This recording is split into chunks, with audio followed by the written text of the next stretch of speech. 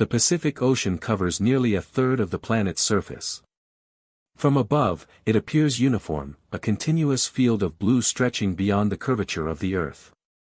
From within it, distance is harder to measure.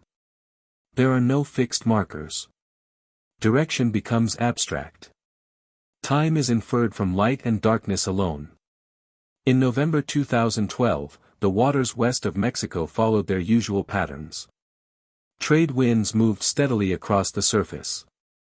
Currents flowed westward, carrying debris, plankton, and anything else light enough to remain afloat. Far from shore, the ocean did not change its behavior for those who entered it. It offered no signals and no boundaries. Small fishing vessels occasionally crossed this space, moving between coastal waters and offshore fishing grounds. Once they disappeared beyond the horizon, they became indistinguishable from the sea itself. Their presence left no lasting trace. It was in this environment, featureless, continuous, and indifferent, that a single boat began to drift without control. At first, nothing about the ocean suggested that the drift would last.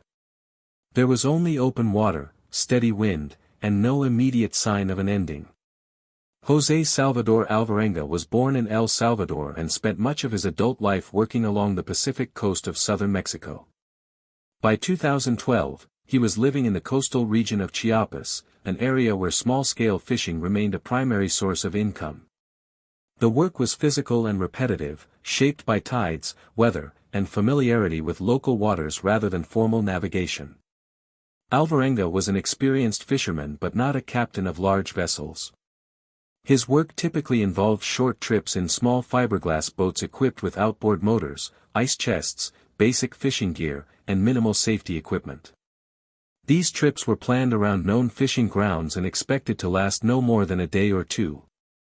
Fuel was calculated accordingly. Food and water were carried in limited quantities. The Pacific coast in this region is narrow.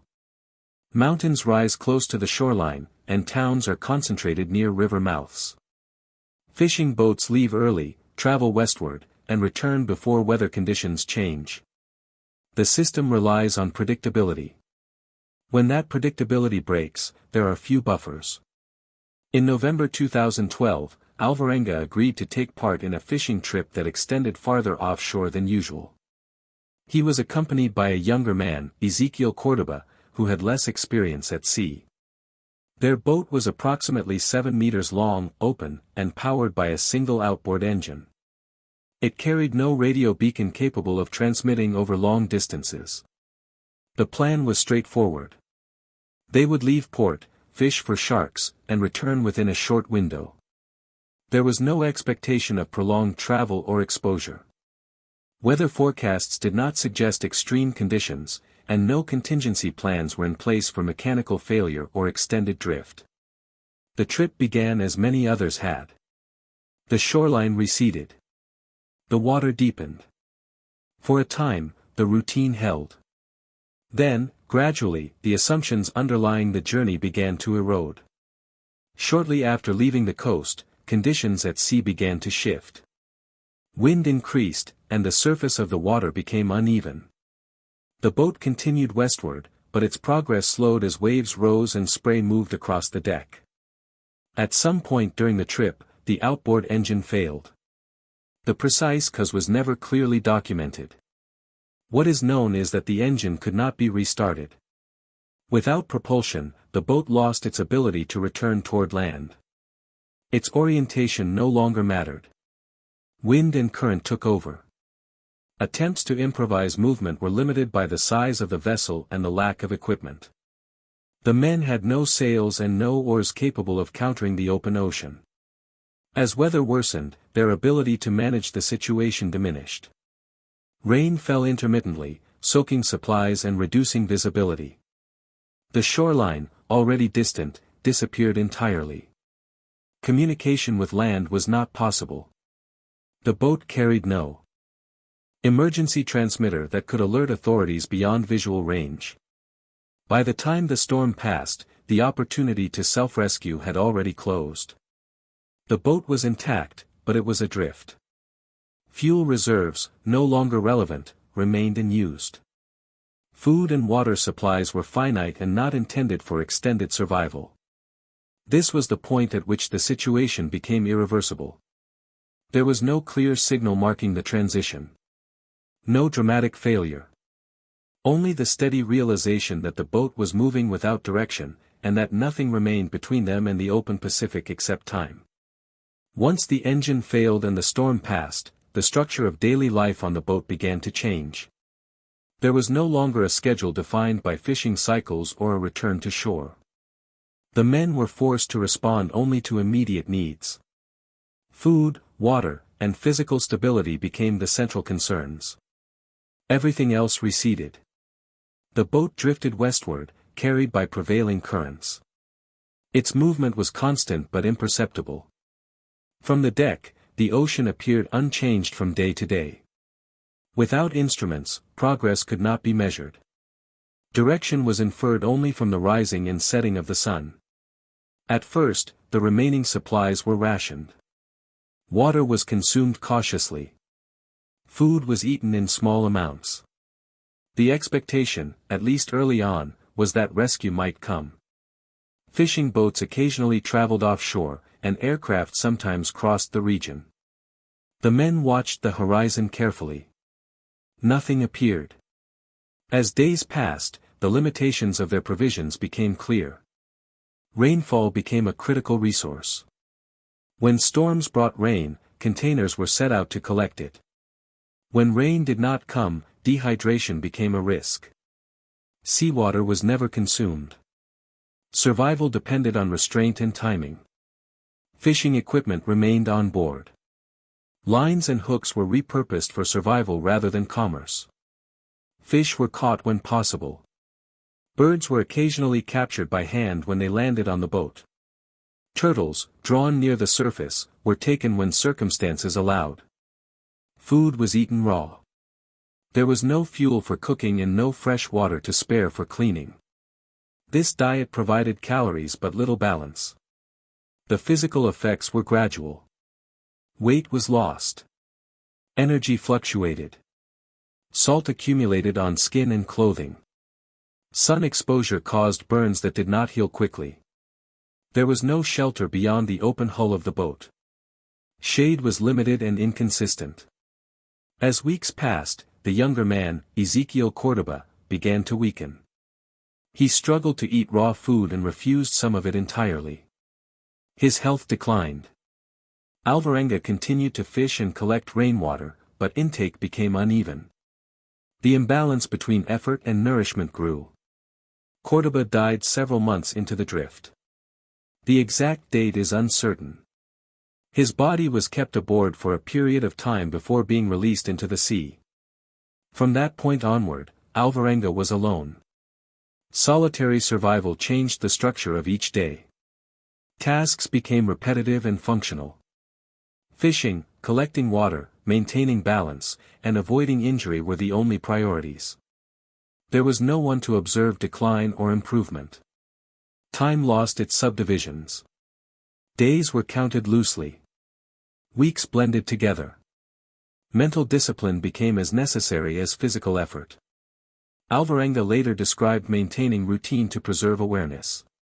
He spoke of marking days by sunrise and sunset, and of focusing on immediate actions rather than future outcomes. There were no plans beyond survival until the next light. Injuries occurred but were minor enough to manage. Cuts and abrasions healed slowly. Saltwater exposure increased the risk of infection, but none became fatal. The greater danger was exhaustion. Fishing required strength. Collection of rainwater required attention. Sleep was light and irregular. The boat continued to drift. Debris occasionally passed by, evidence of distant human activity. None of it provided tools or direction. The ocean remained consistent in its scale and indifference. Over time, isolation deepened. There was no conversation.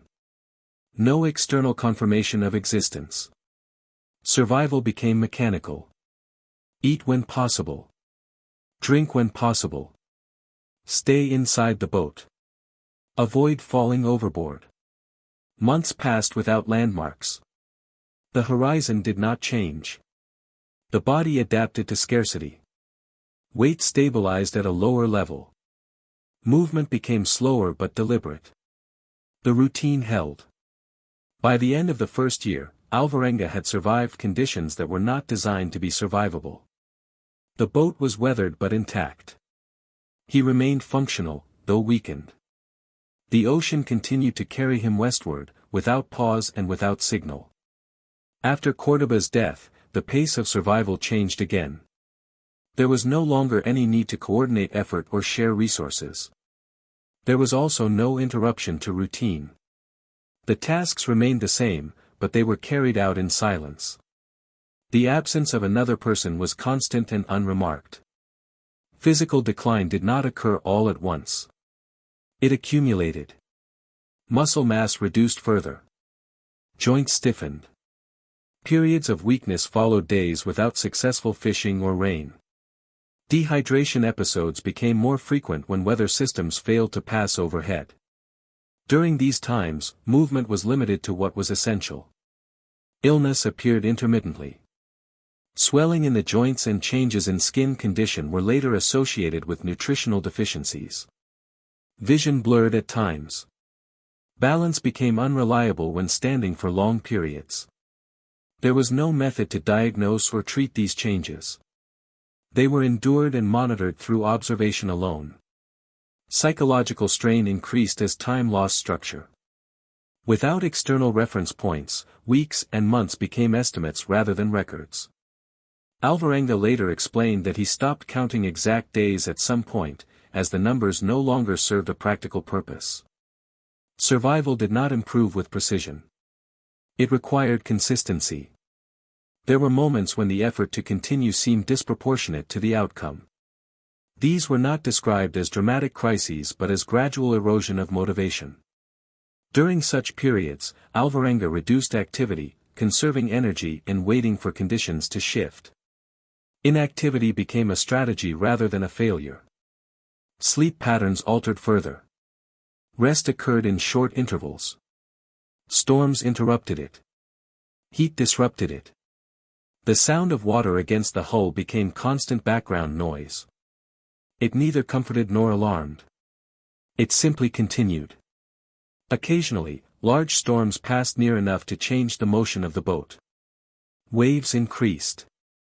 Rain provided water but also danger.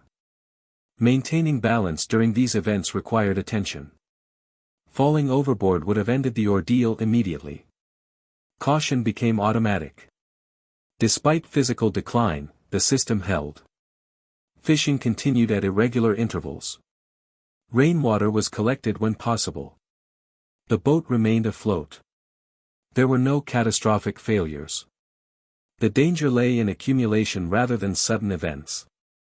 By the time more than a year had passed, the drift had carried the boat far from its point of origin. The ocean's color and temperature shifted slightly, though not enough to indicate proximity to land. The horizon remained unbroken. What remained was endurance without expectation. Survival had ceased to be a goal and become a condition. The middle of time extended without markers, and the ocean showed no sign that it was nearing an end. In January 2014, after more than 14 months of drift, the boat approached a shoreline. The transition was gradual. The water changed color. Floating debris increased. Birds appeared more frequently and remained nearby. These signs accumulated without certainty until land became visible. The boat reached the shore of Eben Atoll in the Marshall Islands. It grounded in shallow water near a remote area of the island. Alvarenga was able to leave the boat and walk onto land without assistance. His movement was slow but controlled. There was no collapse and no immediate medical emergency. Local residents encountered him shortly afterward. Communication was limited by language and by his physical condition. He was thin and visibly weakened but conscious and responsive. His account of the drift was initially met with skepticism. The duration and distance involved were difficult to accept without verification. Medical examination later confirmed severe weight loss, dehydration, and nutritional deficiencies. There were no signs of organ failure. His survival contradicted common assumptions about the limits of human endurance at sea but did not violate known biological principles. Authorities traced the likely drift path using ocean current data. The route aligned with prevailing currents from the Pacific coast of Mexico to the western Pacific. The timeline was consistent with the documented disappearance of the boat in late 2012. The survival had ended without ceremony. There was no rescue operation in progress and no moment of dramatic recovery. The drift simply concluded when the ocean delivered the boat to land. José Salvador Alvarenga's survival did not alter the Pacific Ocean or the systems that govern it. Currents continued to move westward. Fishing boats continued to leave shore with limited margins for error. The conditions that allowed the drift to occur remained unchanged. The case drew attention because it was rare, not because it was inexplicable. The body's ability to endure long periods of scarcity, when combined with restraint, adaptability, and favorable environmental factors, had been documented before. What distinguished this event was its length and the absence of external support. There were details that could not be fully reconstructed. Exact daily intake, precise dates, and the internal experience of isolation were not recorded in real time. These gaps remained. They did not diminish the factual record. They marked the limits of what could be known. Alvarenga returned to Central America after recovery. His account was examined, challenged, and largely corroborated through physical evidence and oceanographic analysis. The death of Ezequiel Córdoba remained a quieter part of the story, present but unresolved in detail. The drift ended on land, but its meaning did not resolve into a clear lesson. It demonstrated endurance without intention and survival without design. The ocean did not test him, and it did not spare him. It simply carried a small boat across its surface until the distance ran out. The record remains as a measure of what can happen when routine systems fail and when survival depends not on rescue or heroism, but on persistence over time.